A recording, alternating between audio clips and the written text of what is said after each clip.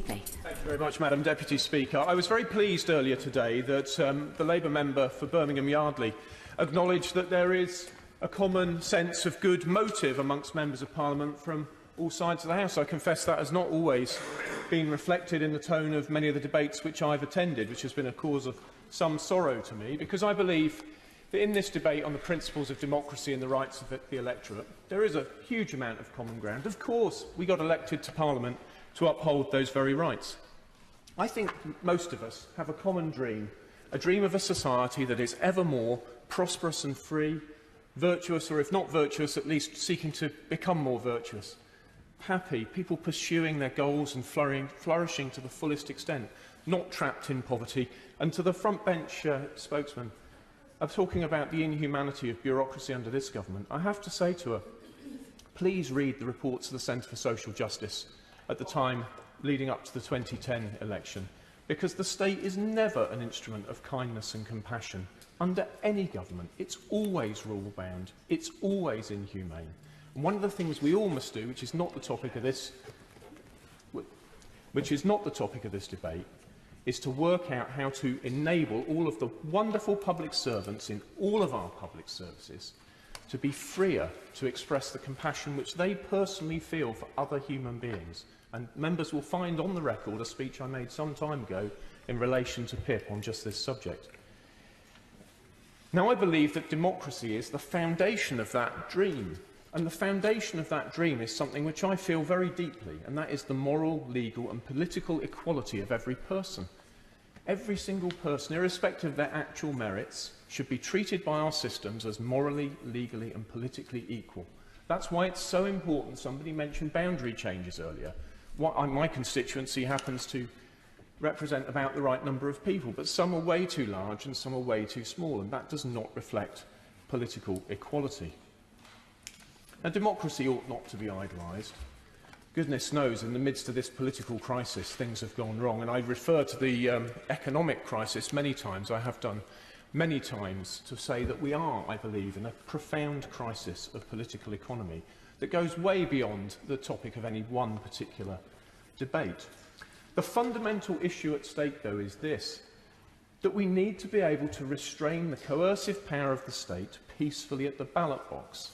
I'll slightly paraphrase Karl Popper, a very important philosopher. He started off on the left. He was, I believe, a Marxist who fled from Marxism when one of his friends was killed in a riot, and people organising it had no sympathy, said that you had to break some eggs to make an omelette.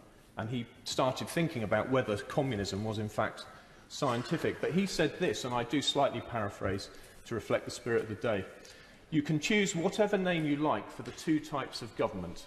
I personally call the type of government which can be removed peacefully at the ballot box democracy, and the other tyranny. And that is the fundamental point. The public must be able to withdraw their consent from a system of government and have it removed and replaced with a system which they prefer. That's why we need a general election today, because clearly this House has withdrawn its consent from today's government. The government should therefore fall, and we should have a general election. It is unconstitutional. He grumbles from sedentary position. I can't hear him, but I'll take his intervention. The point is surely that what you get with a general election is a change of government. He's talking about a system of government, which is a quite different thing. I'm talking about both. I'm talking about the principle of democracy, which is the stability which comes from both a government and a system enjoying democratic legitimacy expressed through the ballot box. Because the second point I want to make is the point about the European Union. I am here today, though I care about many things, because of the way the European Union constitution was handled. It was put to referenda in Lithuania, Hungary, Slovenia, Italy, Spain, Austria, Greece, Malta, Cyprus, Latvia, Luxembourg, Belgium, Estonia, Bulgaria, Romania, Slovakia, Germany and Finland, all of whom said yes. I had read the constitution. I knew that when the referendum came I should vote against it because it was too bureaucratic and therefore I thought likely to be inhumane. But when it went to France and the Netherlands, of course, they said no, and so referenda were cancelled in the Czech Republic, Denmark, Ireland, Poland, Portugal, Sweden and, yes, the United Kingdom. But what did they do, Madam Deputy Speaker? The European Union and those who govern it didn't change course and say, it turns out we can't get this system through the democratic consent of the peoples of Europe, so we must take another course. That's not what they did.